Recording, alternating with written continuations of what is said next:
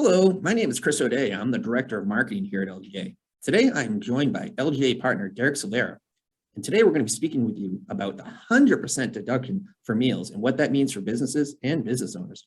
So, good morning, Derek. Thank you for joining us. And I was just wondering, can you tell us a little bit about what this deduction means for business owners? Thanks, Chris. Sure. The IRS enacted a temporary measure to shore up the restaurant industry due to the pandemic. And it's a full deduction for meals that are provided by a restaurant for tax years 2021 and 2022. So while we're in 2022, we can still think about it for those returns that need to be filed at this point. So it acts like any other an ordinary and necessary deduction. Oh, well, that's great. So the businesses can deduct for 2021 to 22 business meals and help out restaurants. Can you tell us a little bit how the rules have changed? Sure, Chris. Historically, these meals were limited to a 50% write-off for tax purposes. So this is an opportunity for business owners and businesses to take a fully deductible cost that historically was only limited to 50% for its business. Oh, that's awesome. So from 50% to 100%, that's a big deduction, a big jump up. So, but besides that change, are there any special rules to be considered a restaurant? Like if I go up the street to a caterer and I bring that back to the LGA office, would that meal qualify for this deduction? Yeah, thanks, Chris. That's a good question. It's the IRS stipulates the rules for a restaurant are a meal that is ready to be sold as for immediate consumption. So a catered meal in that case would apply, although food doesn't have to be consumed on the premises. So you're in good shape there.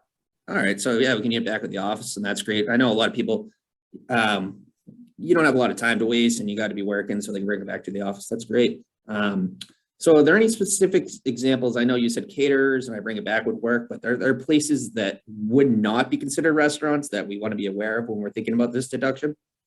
Yeah, absolutely. So there are a few places to keep in mind, places such as a grocery store or a newsstand or a specialty store. These do not sell items that would be subject to the 50% or to the 100% deduction. Those would be subject to the 50% deduction. All right. So those still be at the 50%. It makes sense. I know that this was, as you said in your first answer, that this was put in place to help out restaurants and that have been hurt by COVID. So it makes sense that some of these places wouldn't get the 100%. So were there any changes? I know a lot of times that meals and entertainment gets coupled. It was always the meals and entertainment tax. Have any changes been made to the entertainment expenses? Yeah, sure. You want to be aware that in 2017, there were rules put in place regarding entertainment, and those entertainment costs are non-deductible. So while they are typically coupled together, they now have very separate and distinct rules. All right. So I'm going to have to ask for a breakdown of whenever I go to a game for my meals and my entertainment, but that's really helpful. Again, thank you for letting me know that. So are there any other items to consider when we're thinking about these expenses? Yeah, there are several other items where the 50% meals rule applies. And those are food and beverage costs on the taxpayer's premises, meals while traveling, employer provided meals, and then also costs related to business meetings and attending those meetings. So those are still all 50% and not the 100%, correct? Yes, indeed. Oh. All right, great. Thank you for clearing that up. So thanks for telling us about that today. Thank you for clarifying what's in, what's out for the meals deduction. Can you just put a little bow and summarize this for us, please? Sure, Chris. The meals surrounding the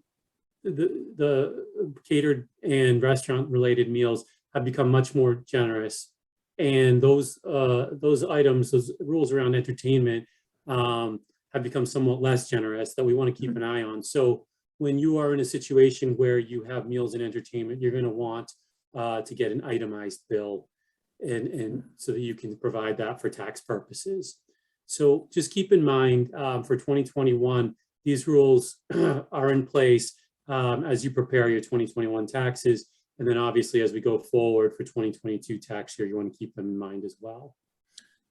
Thank you for that. And I know a lot of people out there that they'll be happy to hear that they can support restaurants while feeding their staff and their business.